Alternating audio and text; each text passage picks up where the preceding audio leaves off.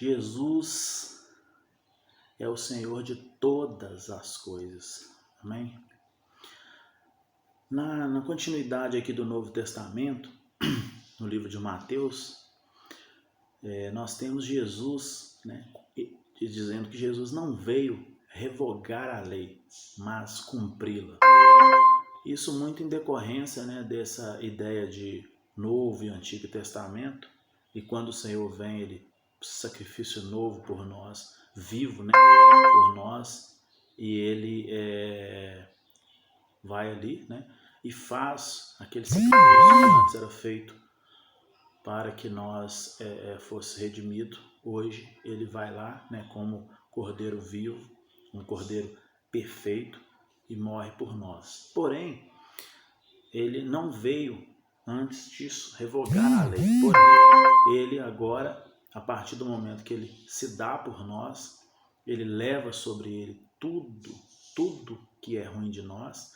Interessante percebermos que na desobediência no Éden, aquela metáfora de comer o fruto, é colocar o mal para dentro. Então, o mal existe dentro de todos os seres na face da terra. Uma vez que, né, Adão, através de Eva e de Adão, esse mal ele entrou para dentro, a descendência de todos, existe um mal dentro. E a única forma de fazer com que isso seja equilibrado é colocando Jesus dentro de nós. O homem, ele não, nenhuma decisão que ele toma, nem abrir a boca e dizer se não estiver dentro de uma cuidado, né, de Deus, ou de uma orientação de Deus, a chance dele equivocar-se é 100%, porque a natureza dele é uma natureza de coração, né, de desígnio ruim.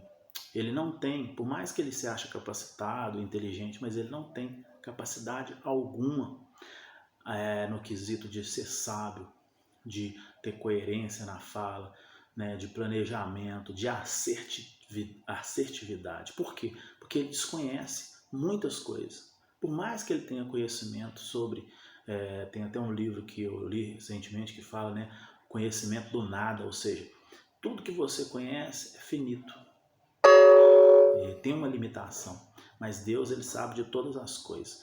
E aqui, né, Jesus, em Mateus 5, por exemplo, 17 a 20, ele diz: não pensei que vim revogar a lei ou os profetas. Não vim para revogar, vim para cumprir.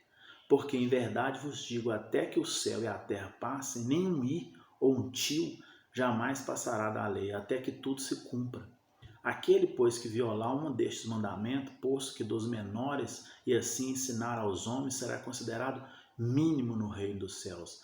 Aquele, porém, que observar e ensinar, esse será considerado grande no reino dos céus. Porque vos digo que se a vossa justiça não exceder em muito a dos escribas e fariseus, jamais entrareis no reino dos céus. Olha para você ver. Porque vos digo que se vossa justiça não exceder em muito a dos escribas e fariseus. Pessoas letradas nessa época, né? Os fariseus e os escribas. E conheciam da lei que foi deixada por Deus, pelo seu Pai. Porém, é interessante percebermos duas coisas que ao estudarmos nós vimos, né, no Antigo Testamento, a gente vem estudando e agora entra no Novo. As boas novas era para que você seja bem-aventurado, para que você vá bem. Eles usam, às vezes, o contexto, né, da Bíblia como algo que é um manual, que é algo ali imposto, tem que fazer daquela forma, sobre um desígnio de medo, você vai para o inferno. E a questão interessante, central, é não colocar para aquela pequenininho, para aquela pessoa que está vindo, que não tem um conhecimento, não tem um discernimento que você tem, primeiro, você saber da responsabilidade. A partir do momento que você tem um conhecimento, a responsabilidade é muito grande. Uma responsabilidade que Israel não percebeu. Ele se achou melhor do que os outros povos por ser de Israel. Só que ali existia uma responsabilidade de ser sacerdote do mundo. E por equivocar quanto a isso, ele foi parar na Babilônia, exilado.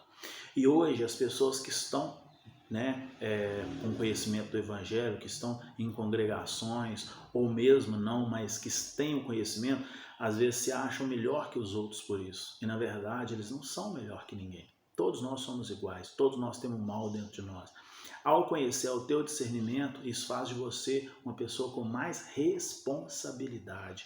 Responsabilidade de obedecer às boas novas, seguir as boas novas como uma forma de se dar bem, não de ser melhor que o outro. E nós nos equivocamos, erramos, e aí nós vamos lá e procuramos nos erguer novamente, sempre em direção ao alvo.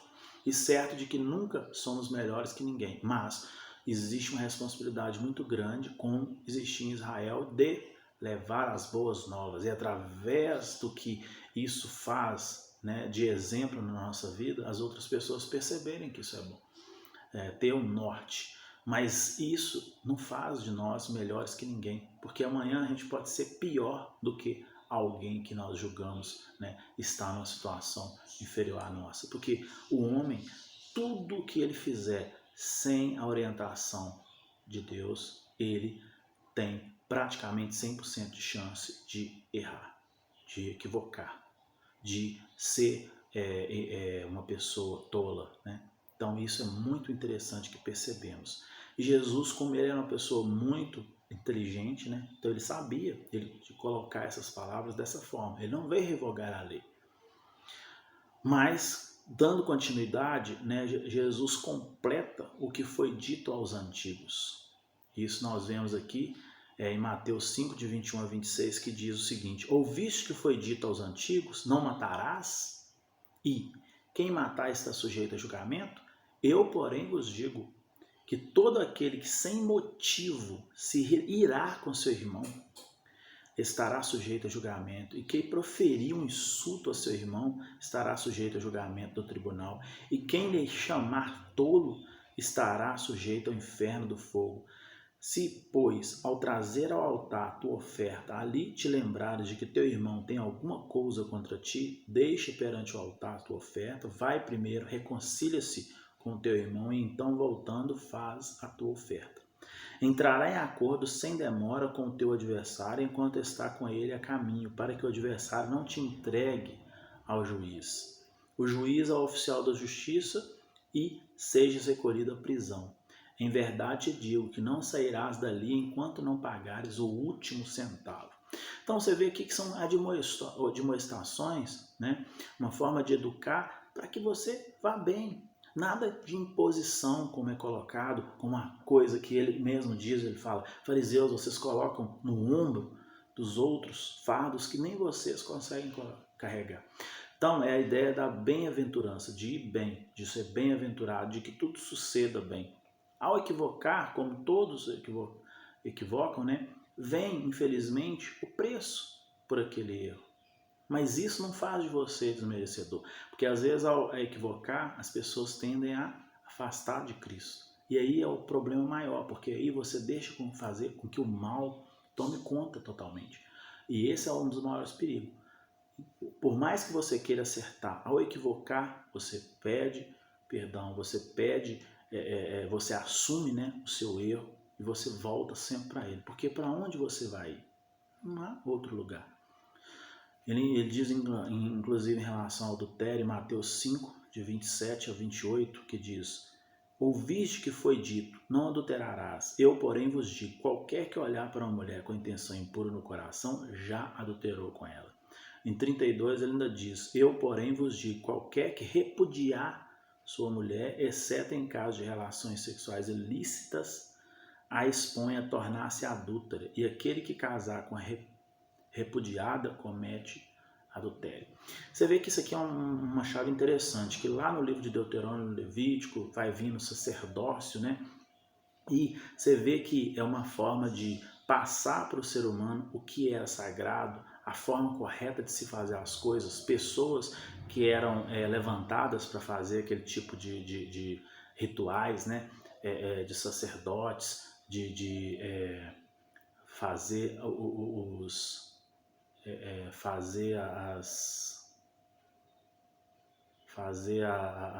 os sacrifícios, né, vamos dizer assim. aquele sacrifício de um animal representando um ser humano que talvez haveria que ter que morrer, e aí aquele animal era morto no lugar dele, e depois Cristo vem e morre, né, por todos nós. Porém, como ele designa ali, ele fala, tinha muitos homens que às vezes a mulher achava a mulher ali meio chata, alguma coisa e tal, e repudiava, dava uma carta de repúdio e deixava ela se virar. Então aqui ele fala muito em relação a você perceber como que para ele todos nós somos filhos. Então, um homem ao fazer isso com uma mulher, que também é filha dele, quer dizer, ele foi lá, ele escolheu pelo matrimônio e agora ele faz isso, então ele tem esse olhar de cuidado tanto de um como de outro. Então ele não acha correto que se faça isso com outra, né? Dessa forma. E aí ele passa aqui as boas novas, ou seja, uma forma de se fazer as coisas sem que você seja penalizado, sem que você não vá bem, sem que você não seja bem-aventurado. Então, é uma forma de cuidar e não de imposição, de uma forma com que eles colocam, né, do medo. Então, é uma forma de você dele colocar como pai, né? Olha, eu sou pai tanto desse como dessa. E ao você unir com essa, né, ao tomar esse tipo de atitude, esse ser humano vai sofrer, ele vai passar por algumas coisas, ele vai ser mal visto, vai criar uma série de situações em relação a essa pessoa, e eu também sou pai dela. Então, eu também me preocupo com ela como com você, mas você foi o causador, você foi injusto, você criou, né, esse tipo de situação, cria vários problemas como nós já conhecemos. E a ideia é que seja bem-aventurado em relação a essas coisas também, para que você vá bem, para que tudo lhe vá bem. Dos juramentos, em Mateus 5, de 33 a 37, ele diz, também ouviste que foi dito aos antigos, não jurarás falso, mas cumprirá rigorosamente para com o Senhor os teus juramentos. Eu, porém, vos digo, de modo algum jureis, nem pelo céu, por seu trono de Deus, nem pela terra, por ser estrado dos seus pés, nem por Jerusalém, por ser cidade do grande rei, nem jures pela tua cabeça, porque não podes tornar um cabelo branco ou preto. Seja, porém, a tua palavra sim, sim, não, não. O que disso passar vem do maligno. Então, nós equivocamos muito em relação a isso, mas aqui é de uma estação para que nós nos dê bem, para que não faça esse tipo de comportamento. Quanto à vingança, em Mateus 5, de 38 a 42, diz também, ouviste que foi dito, olho por olho e dente por dente. Eu, porém, vos digo, não resistais ao perverso, mas ao qualquer que te ferir na face direita, volta-lhe também a outra. E ao que demandar contigo e tirar-te a túnica, deixa-lhe também a capa. Se alguém te obrigar a andar uma milha, vai com ele duas. Dá a quem te pede e não voltes a costas ao que deseja que lhe emprestes. É difícil de fazer isso, né? De mandamento. É sim. Mas isso, essa demonstração aqui também é para que você vá bem, para que você seja bem-aventurado. Quanto ao seguir ou atingir esse alvo ou não, né? Isso aqui é uma demonstração, é uma observação que se você fizer, você vai dar bem. Por quê? Porque a vingança só gera vingança. Então, diante dessa situação onde o outro está num dia ruim, você deixa para lá, né? Talvez é uma metáfora que é pesada, né? Justamente para você entender, mas às vezes são coisas que a gente pode deixar para lá e a gente acaba querendo, né, resolver ali de uma forma muito bruta, né? Ou vingando, e isso só vai gerar problema. Do amor ao próximo, Mateus 5, 43 a 48 diz, né? Ouviste que foi dito, amarás o teu próximo e odiarás o teu inimigo. Eu, porém, vos digo, amai os vossos inimigos e orai pelo que vos perseguem, para que vos torneis filho do vosso Pai Celeste, porque ele faz nascer o seu sol sobre maus e bons, e vir chuva sobre justos e injustos. Porque se amardes o que vos amam, que recompensa tendes? Não fazem os publicanos também o mesmo? E se saudares somente os vossos irmãos, que fazem demais? Não fazem os gentios também o mesmo? Portanto, sede-vos perfeitos, como perfeito é o vosso Pai Celestial. Então, é difícil você amar alguém que te fere, que chega, que coloca uma situação que você não gosta. Mas aí que está a recompensa. Porque amar aqueles que é fácil de amar, né? Mas aqueles que realmente são mais complicados, são pessoas difíceis de lidar, é essas que está ali o seu, vamos dizer assim, galardão, né? Em ser diferenciado quanto a elas. Na prática da justiça, em Mateus 6,1 diz: guardai-vos de exercer a vossa justiça diante dos homens, com o fim de serdes visto por eles. Doutra sorte não tereis galardão junto de nosso Pai Celestial. E ainda ele vai além, ele fala como se deve dar, por exemplo, esmolas. Né? Em Mateus 6, 2 a 4 diz: quando, pois, deres esmola, não toque trombetas diante de ti, como fazem os hipócritas nas sinagogas e nas ruas, para serem glorificados pelos homens. Em verdade vos digo que eles já receberam a recompensa. Tu, porém, ao dares esmola, ignore a tua mão esquerda o que faz a tua mão direita, para que a tua esmola fique em secreto, e teu Pai, que vem em secreto, te recompensará. Como que se deve, por exemplo, orar? Ele também ensina, né? Mateus 6, de 5 a 8, que diz: e quando orares, não sereis como os hipócritas, porque gostam de orar em pé, na sinagoga e nos cantos da praça, para serem vistos aos homens. Em verdade vos digo que já receberam também a recompensa. Tu, porém, quando orares, entra no teu quarto e fecha a porta e ora a teu Pai em secreto, que vê em secreto te recompensará. E orando não useis de vã repetições, né? Às vezes a pessoa fica repetindo uma coisa, falando alto, como se Deus fosse, né, tivesse dificuldade em escutar. Como os gentios, porque presumem que pelo seu muito falar serão ouvidos.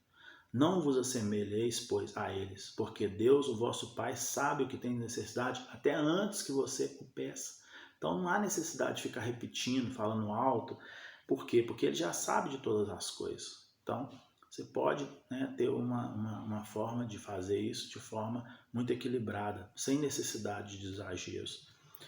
E ainda ele nos ensina, né, a fazer uma oração chamada de oração dominical. Em Mateus 6, de 9 a 15, né, que é uma das orações mais bonitas, que diz: portanto, vós oreis assim: Pai nosso que estais no céu, santificado seja o teu nome. Venha o teu reino, faça-se a tua vontade, assim na terra como no céu. Pão nosso de cada dia dai-nos hoje, perdoa as nossas dívidas, assim como nós temos perdoado nossos devedores. E não nos deixe cair em tentação, mas livrai-nos do mal, pois teu é o reino, poder e a glória para sempre. Amém. Porque se perdoardes aos homens as suas ofensas, também o vosso Pai Celestial perdoará. Se, porém, não perdoares aos homens, tampouco vosso Pai vos perdoará as vossas ofensas. Então aqui o que nós queremos é o que nós também damos, né? É difícil? Não é fácil, é difícil. Mas é um projeto, é uma busca, é uma tentativa de atingir o alvo. Certo de que sempre que equivocarmos, que cairmos, nós não podemos abandoná-lo. Nós não podemos abandonar a ideia, né, de Cristo. Nós temos sempre que voltar para Ele, porque não tem para quem mais voltar. Certo de que pecamos, que erramos, que equivocamos, voltando para Ele, deixando claro, né, que nós temos consciência dos nossos erros e que a única forma de nós redimir e de buscarmos ser melhores cada dia é através de voltar os olhos para Ele, de colocar um pouco dele dentro de nós, para que equilibre, né, esse mal que já foi colocado dentro de nós lá no Éden. Como jejuar? Em Mateus 6, de 16 a 18 também diz, né, em relação a isso, que quando jejuardes não vos mostreis contristados como os hipócritas, porque desfiguram o rosto, a fim de que os homens, né, vejam que está jejuando. Parece, né, estar jejuando. Em verdade, eles também já receberam a recompensa. Tu, porém, quando jejuar, unge a cabeça e lava o rosto, com o fim de não parecer aos homens que jejuas, e sim ao teu Pai em secreto, e teu Pai que vê também te recompensará. Os tesouros, né, quanto aos tesouros no céu, essa demonstração é dada aqui em Mateus 6, de 19 a 21, que diz: não acumuleis para vós outros tesouros sobre a terra, onde a traça e a ferrugem corroem e os ladrões cavam e roubam, mas ajuntai para vós outros tesouros no céu, onde a traça e a ferrugem corrói e onde os ladrões não escavam. nem roubam. Porque onde está o seu tesouro, estará também o teu coração. Que esse é o grande problema. Não é a questão de você ter ou não ter. A questão é onde que vai ficar seu coração. Se o seu coração estiver nisso, é muito difícil de você não ter problemas, né? Porque o seu coração está em algo que é finito e que pode ser corroído, que pode ser roubado. Quanto à luz e às trevas também, nós temos uma referência em Mateus 6, de 22 a 23, que diz: são os olhos a lâmpada do corpo. Se os teus olhos forem bons, todo o teu corpo será iluminado. Se, porém, os teus olhos forem maus, todo o teu corpo estará em trevas. Portanto, caso a luz que em ti seja trevas, que grandes trevas serão. Então é interessante percebermos que Deus, ao criar tudo, Ele criou também o que veio depois ser o mal. E esse mal foi colocado dentro de nós, ele era externo. E agora existe esse contraste de luz, trevas, de mal e de bom. E ao cedermos, né, a essas coisas que nos faz cometer os equívocos, nós deixamos com que esse mal, com que as trevas sejam maior do que a luz. E essa é a ideia.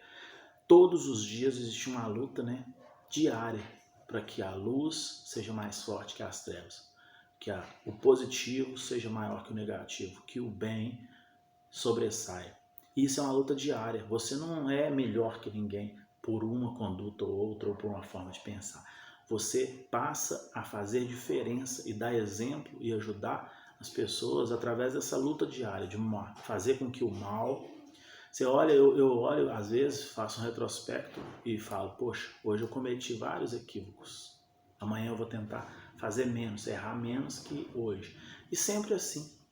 E quando você falar assim, olha, se aquele sentimento, nossa, eu não consigo, realmente eu não presto, né?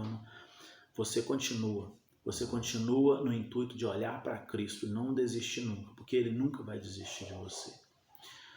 Agora nós temos aqui sobre os dois senhores, né? Ninguém pode servir a dois senhores, em Mateus 6, 24, né? Que diz, porque ou há de aborrecer um, ou de amar o outro, ou devotará a um e desprezará ao outro. Não podeis servir a Deus e às riquezas. Então, mesmo que você tenha alguma conquista aqui nessa terra, pessoal, você não pode deixar com que o seu coração esteja naquilo. E às vezes até a forma de possuir vai dizer muito sobre, né, a forma com que você dá valor àquilo ali. E finalizando esse estudo, né, nós temos uma parte aqui maior que eu gostaria de ler, que é a ansiosidade, né? Aqui até diz a ansiosa solicitude pela vida. Também nós vamos ver lá no livro de Lucas 12, né? 22 a 31. Mas aqui diz, por isso vos digo, não andeis ansiosos pela vossa vida, quanto ao que haveis de comer ou beber, nem pelo vosso corpo, quanto ao que haveis de vestir.